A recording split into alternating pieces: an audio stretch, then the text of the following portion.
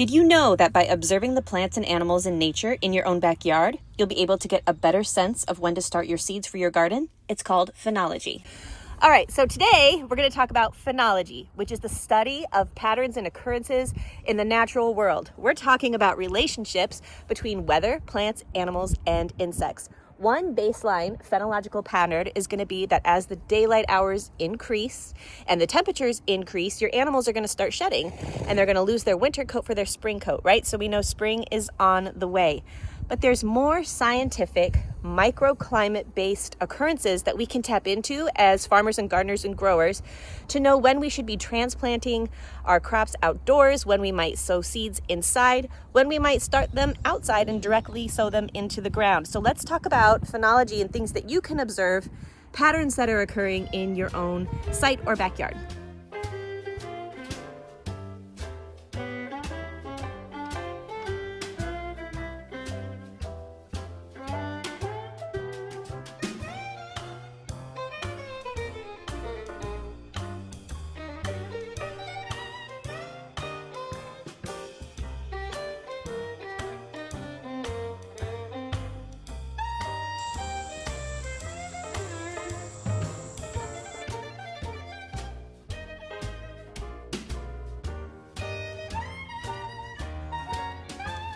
A lot of old adages that come from phenology, things like red sky at night, sailor's delight, red sky in the morning, shepherd's warning.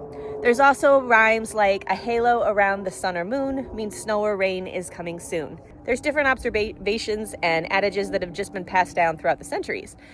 Now, before they had things like weather apps, weather channels, and even seed packets or catalogs to tell us when we should be planting or sowing our crops, farmers and growers really had to rely on annual patterns, relationships between weather, plants, insects, and animals that they could tap into and wait for every single year before they started planting things in the ground.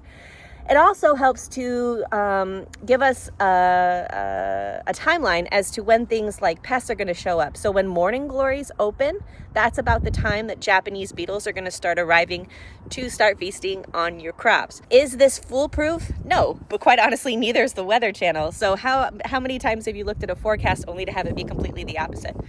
So use this as a guide. But the thing that's really cool about this is maybe you've noticed like across town, somebody's daffodils are coming up in their property, but yours haven't quite come up yet. Fun way to read your microclimate, to plant exactly when things are ready in your own site or backyard.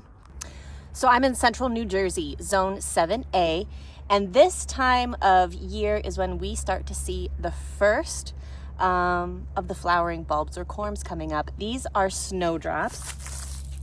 And for me, there you go.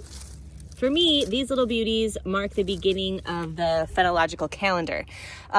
Right after this, we start seeing the crocus leaves and then the crocus blooms, followed by tulips, narcissus, and that's when I start being able to plant. Phenology isn't just all whimsy and hearsay.